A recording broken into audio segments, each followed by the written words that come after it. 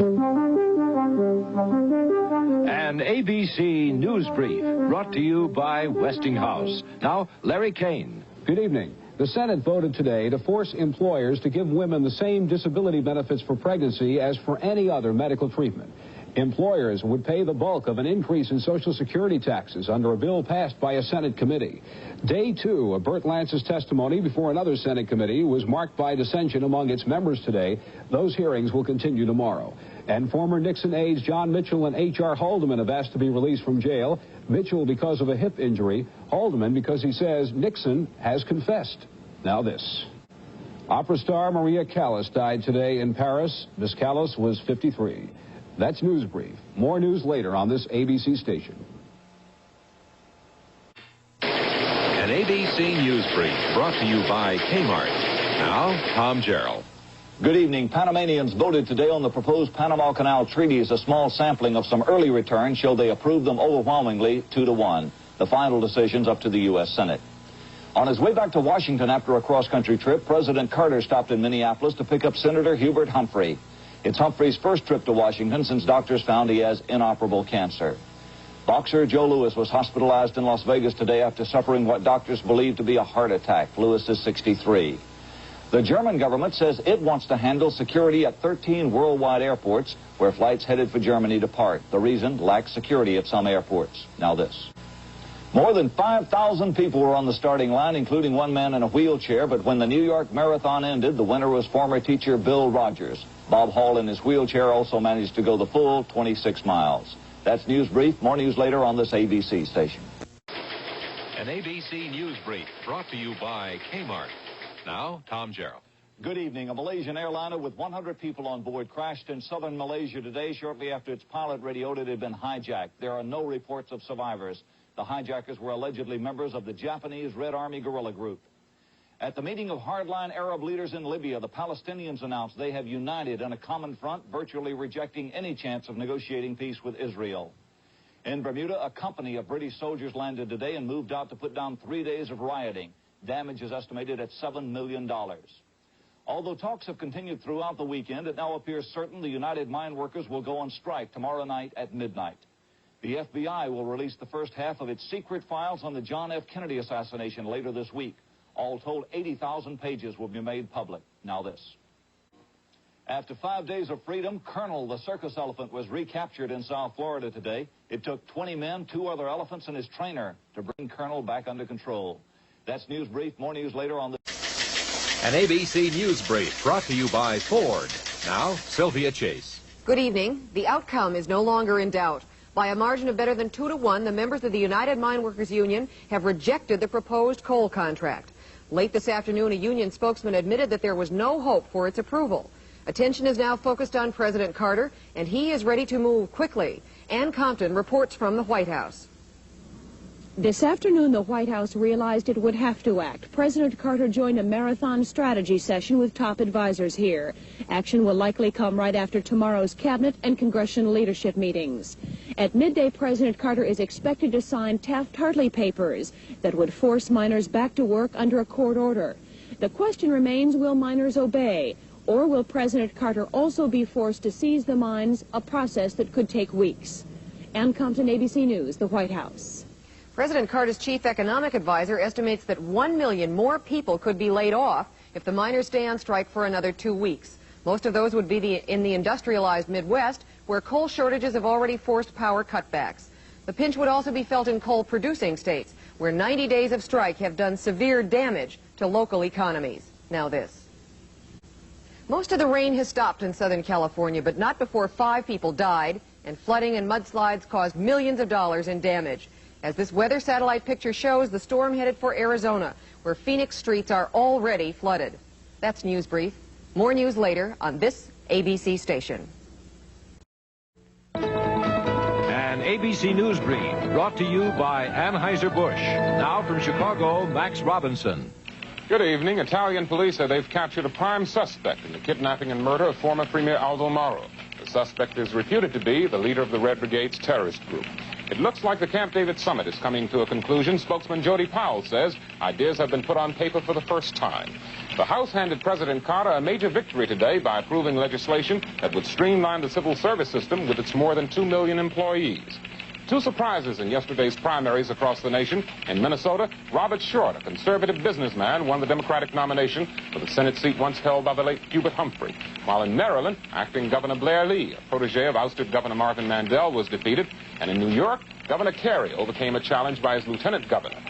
An Indiana grand jury today indicted the Ford Motor Company on criminal charges, saying poor design contributed to a fiery crash that killed 3 occupants of a Ford Pinto. Ford immediately denied the charges. Now this.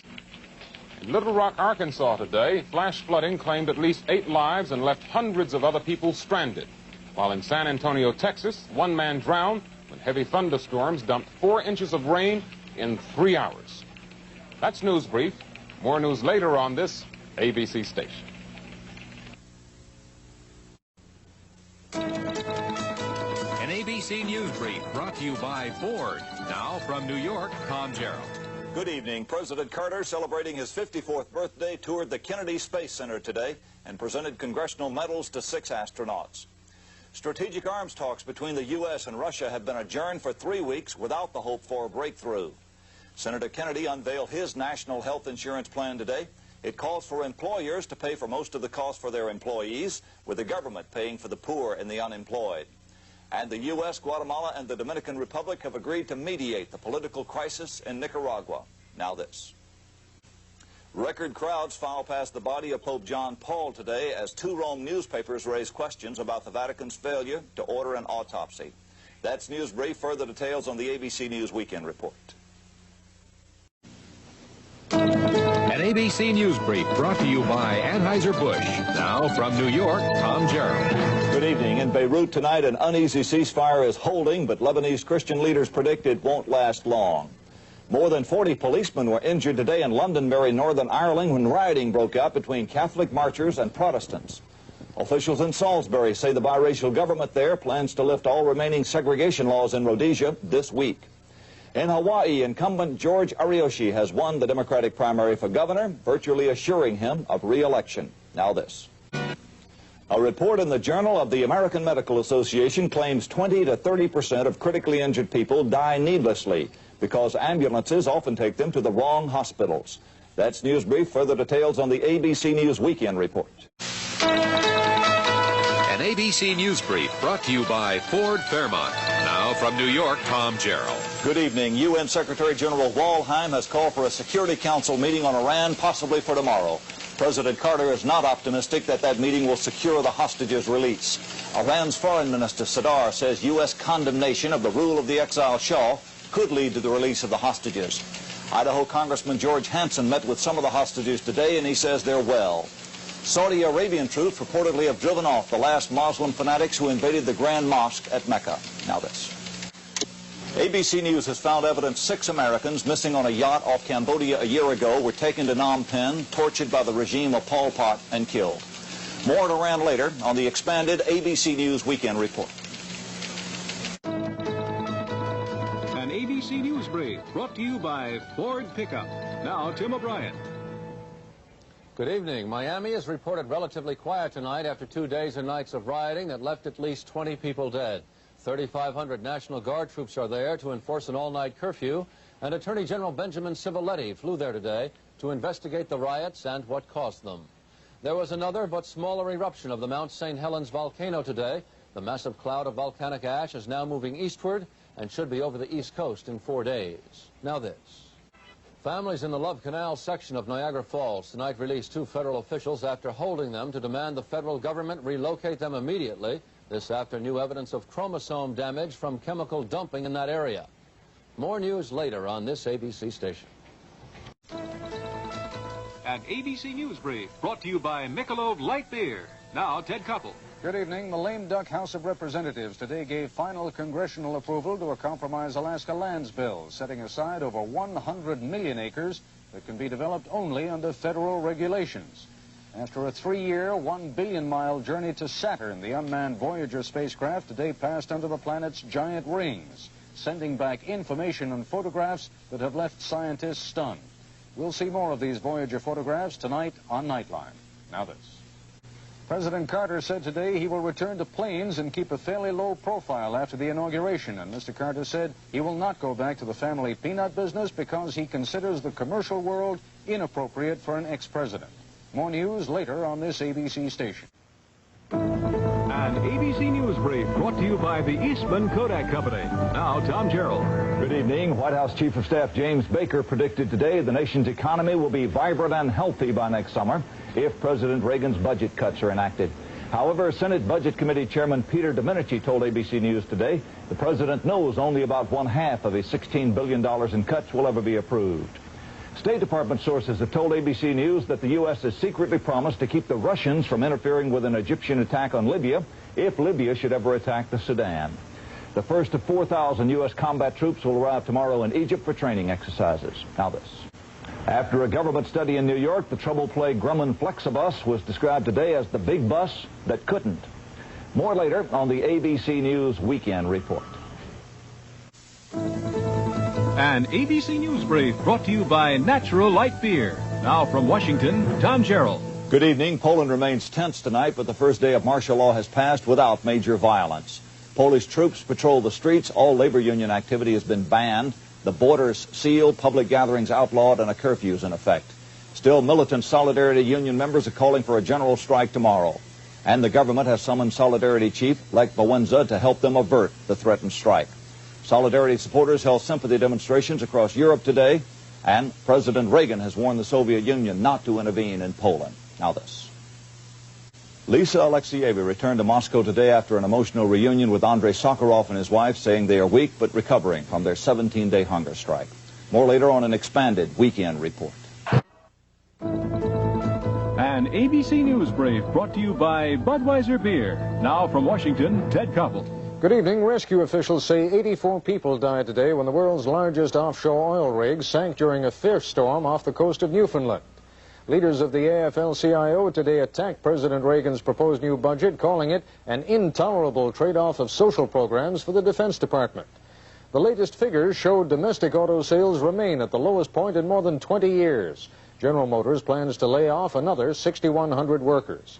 Douglas Frazier, president of the auto workers, said today the union's proposed new agreement with Ford, a swap of wage and benefit concessions for job security, represents the beginning of a new day.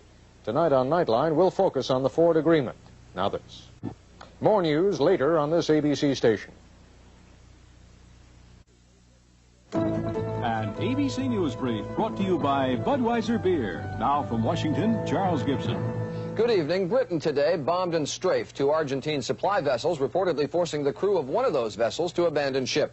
British Defense Secretary John Nott is warning that Britain will step up its military actions unless UN peace talks produce a diplomatic solution within the week. Meanwhile, Britain's Foreign Secretary Pym discussed the Falklands crisis with Secretary of State Haig in Luxembourg today. Pym also asked the European Economic Community to extend sanctions against Argentina. A decision was postponed until tomorrow. Now this. An executive of the bankrupt Braniff International is charging American Airlines with conducting an illegal sabotage campaign that put Braniff out of business. An American spokesman calls the accusation unworthy of response. In Idaho today, Jay Luo, 12 years old, became the youngest college graduate in U.S. history, earning a mathematics degree from Boise State University. More on the Weekend Report. An ABC News Brief brought to you by Budweiser Beer. Now from Washington, Ted Koppel. Good evening. In Congress and among American allies in Europe, there was strong support today for President Reagan's new plan to limit nuclear warheads in Europe. In Moscow, there's no official reaction yet, but the Soviet government newspaper has referred to the plan as a farce. Tonight on Nightline, is a new Cold War brewing? We'll talk live with William F. Buckley and with a Radio Moscow commentator. And on the second anniversary of the attempt on President Reagan's life, we'll examine the malpractice suit against John Hinckley's former psychiatrist. Can a psychiatrist be held liable for the actions of his patient? Now this. A Los Angeles jury has ruled that Erin Fleming defrauded Groucho Marx and ordered her to pay Marx's estate almost $500,000. More news later on this ABC station. An ABC News Brief brought to you by Apple Computer. Now from Los Angeles, here's Peter Jennings. Good evening. Yet another ship has been damaged by explosives in the Red Sea. This time it was a Polish cargo ship which reportedly hit a mine shortly after leaving the Gulf of Suez. A multinational mine-sweeping force has yet to find any mines. So who laid them, or exactly what they are, remains a mystery. In the Persian Gulf today, reports of Iraqi attacks on shipping headed towards an Iranian port. No confirmation, but the Iraqis claim to have hit 5 ships in a convoy and 3 Iranian fighter jets which were flying escort. Now this. And one day after Congress recessed, President Reagan has given both houses an F for doing what he called nothing on important legislation. That's News Brief. More on the Weekend Report. An ABC News Brief brought to you by Budweiser Beer. Now from Washington, Sam Donaldson. Good evening. Israel's Labor Party appears to be inching closer to forming a new government. Former Defense Minister Ezer Weitzman is reportedly leaning heavily toward joining a labor coalition. In a new phase of a plan to unify Beirut, Lebanese army units bulldozed barricades and detonated mines along the Green Line that has divided the capital. The Reverend Jesse Jackson is moving his legal residence to South Carolina and will decide next week whether to run against Republican Senator Strom Thurmond. Now this. Ann Burford, named by President Reagan to head an environmental commission, last night called her new panel a nothing burger, a joke. And of Washington, D.C., Ms. Burford said it's too small to be a state and too large to be an asylum. More news later on the Weekend Report. An ABC News Brief brought to you by Arid Extra Dry. Now from New York, Stone Phillips. Good afternoon. More than 100,000 people have been evacuated along the Gulf Coast, from Florida to Louisiana, as Hurricane Elena moves menacingly toward land. The slow-moving storm, already packing 100-mile-an-hour winds, is expected to come ashore tomorrow. FBI agents have arrested a dozen members of a Puerto Rican independence group in connection with the $7 million Wells Fargo robbery in 1983. The money has not been recovered, and the man who allegedly stole it has taken refuge in Cuba. And the Pentagon said today blood tests for AIDS will be required of all recruits starting no later than October 1st. Now this. There's been more rioting in South Africa. At least 31 blacks have been killed over the past 3 days. That's News Brief. An ABC News Brief brought to you by the fun ships of Carnival Cruise Lines. Now from Washington, Jean Meserve. Good evening. The stock market had its 3rd biggest decline in history as the Dow Jones Industrials dropped more than 57 points. Analysts believe the drop is only temporary. The State Department announced today that it is recalling all 28 Marines now serving as guards at the U.S. Embassy in Moscow. The move comes as a precaution in the wake of the arrest of 2 Marines on espionage charges. Now this. An anonymous buyer paid almost $40 million for Vincent van Gogh's painting Sunflowers. That is the most ever paid for a painting at auction. Later on Nightline, should you act now to increase the intelligence of your infant later in life? That's An ABC News Brief brought to you by Hefty Bags. Now from Washington, Tom Gerald. Good evening. On the eve of congressional hearings into the Iran-Contra arms scandal, President Reagan is heating up the battle over continued U.S. aid to Nicaragua's Contra rebels. Speaking on New York's Ellis Island, the president vowed he'll never give up his fight to arm the Contras. Ladies and gentlemen, if we cut off the freedom fighters, we will be giving the Soviets a free hand in Central America, handing them one of their greatest foreign policy victories since World War II. Earlier, Senator Daniel Inouye, chairman of the Senate committee investigating the scandal, said President Reagan knew much more about private efforts to arm the Contras than the White House admits. Louis Tams, who resigned as U.S. ambassador to Costa Rica amid reports he improperly provided aid to the Contras, told the New York Times he was acting on direct orders from top officials like Colonel Oliver North and Assistant Secretary of State Elliot Abrams. The CIA and Abrams deny those charges. Now this. Hoping to dispel stories he's a womanizer, Democratic presidential hopeful Gary Hart recently invited the press to put a tail on him. The Miami Herald did, and reports that Hart and a Miami woman spent Friday night alone together in his Washington townhouse. Hart denied any impropriety and said the woman stayed in his home only a few minutes. More later on the Weekend Report. An ABC News Brief. Now from Washington, George Strait. Good evening. Prompted by the August crash of the Delta Airlines plane that killed 14 people in Dallas, the Federal Aviation Administration today ordered airlines to inspect takeoff warning devices on Boeing 727s and 737s every 200 flight hours. A check of 1,200 of the aircraft last month turned up 35 with malfunctioning warning devices. ABC News has learned that a federal indictment of former Philippine President Ferdinand Marcos is expected tomorrow. Marcos, who's now living in Hawaii, faces charges including racketeering, fraud, and obstruction of justice. A draft report from the Environmental Protection Agency says the greenhouse effect is likely to raise ocean levels, cause more droughts, and increase urban smog. In Alaska, rescuers racing to free 3 trapped gray whales began using a propeller-like underwater ice melter today to keep the mammal's life-saving hole in the ice from freezing over. An ice-breaking barge is making slower than expected progress in reaching the area. Tonight on Nightline, in an exclusive interview, Jordan's King Hussein puts himself back into the Middle East peace process and right in the middle of the Israeli election campaign. An ABC News Brief. Now from Washington, Britt Hume. Good evening. In northern China today, rioters attacked a government office and injured scores of officers in some of China's worst violence since the Cultural Revolution.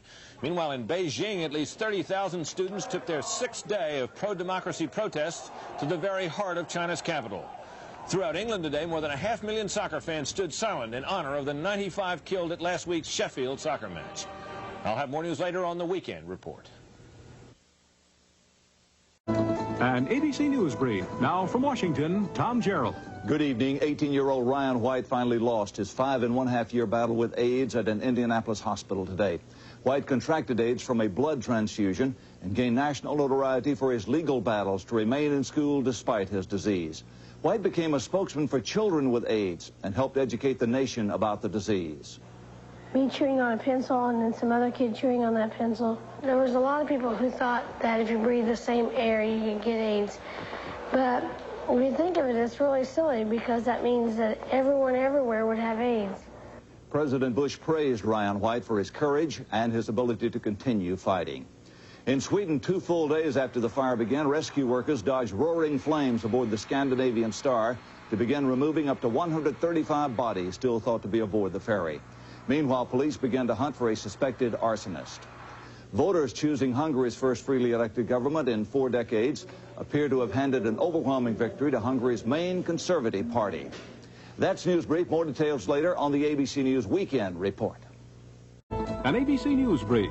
Now from Washington, Ted Koppel. Good evening. Moscow admitted for the first time today that Soviet secret police massacred Polish soldiers in the Katyn forest during World War II. After a checkup today, President Bush was pronounced in excellent health, except for early signs of glaucoma in his left eye. The Star-Kissed seafood company says it will no longer purchase tuna that has been caught in nets along with dolphin. Next on Primetime Live, celebrity photographers. An ABC News Brief. Now from New York, here's Lisa McCree. Good evening. Bert Parks, who serenaded generations of Miss Americas, has died of lung disease. He was 77. A second boat filled with Haitian refugees has left Guantanamo Bay, Cuba, as the U.S. Coast Guard continues the forced deportation approved by the Supreme Court. And President Bush is expected to unveil his plan for reforming the healthcare system this Thursday. That's News Brief. An ABC News Brief. Now from New York, Bob Jameson. Good afternoon. The White House today stepped up personal attacks on Bill Clinton's efforts to avoid military service. Spokesman Marlon Fitzwater called Clinton Mr. Doublespeak for his conflicting explanations on the draft. The U.S. trade deficit jumped to $7.82 billion in July, its highest level in 20 months. And the special prosecutor in the Iran-Contra scandal said today he is ending his 5.5-year-old criminal investigation. That's News Brief. An ABC News Brief. Now from New York, John Donvan. Good afternoon. In Washington, the parties are bickering over money. President Clinton says that patients will end up paying more because the Republicans promised doctors not to cut their Medicare payments. Meanwhile, on the federal budget, Republicans are threatening to make it harder for the government to borrow if Clinton does not accept their spending cuts. And a Japanese volcano spewed smoke and ash today for the first time in 300 years. More later on World News Tonight with Peter Jennings. An ABC News Brief. Now from New York, Antonio Mora. Good afternoon. After 4 days of deliberations, the jury in the Oklahoma City bombing trial has reached a verdict in the case of Timothy McVeigh. It will be announced at 3:30 p.m. Eastern Time, and we'll have live coverage here on ABC. And later on World News Tonight with Peter Jennings, we'll have complete coverage of the trial and its aftermath with reporters in Oklahoma City and Denver. I'm Antonio Mora, and that's News Brief. Good afternoon, everyone. The economy is the big news today. The government says the economy grew 4 points in the third quarter, which is more than expected. But the big picture is still murky because some of the country's top economic forecasters think the economy will slow down as the year comes to an end. And many states across the country are in a severe budget crisis. We'll take a look at all that on World News Tonight, and we hope you'll join us. An ABC News Brief. Now from New York, Elizabeth Vargas. Good afternoon. The head of U.S. Central Command said today that he believes terrorism is now the #1 security threat in Iraq, and he says terrorist attacks on all sorts of targets are actually increasing. And in Alabama, the associate justices of the state Supreme Court have overruled the Chief Justice. They say a monument inscribed with the 10 Commandments must now be removed from the state courthouse. A full report on World News Tonight. An ABC News Brief. Here now is Diane Sawyer. And good afternoon. President Obama is expected shortly to talk about the administration's response to that failed terrorist attack on that airplane Christmas Day. He is said to be ordering a review of airport security and the use of the terror watch lists. Also new, the family of the suspect says they tried for weeks to find their son and asked the U.S. for help. And on World News, the latest on the investigation and a machine which might have caught the bomber. An ABC News Brief. Now from New York, Sharon Alfonsi. Good afternoon. New questions about Toyotas. More than 700 drivers reporting sudden acceleration after repairs. Shoppers are out in force. February retail sales with their biggest jump in 2 years. And dramatic video from a cruise ship slammed by 30-foot waves in the Mediterranean. 2 people died. On World News with Diane Sawyer, why are so many new mothers dying and what can be done?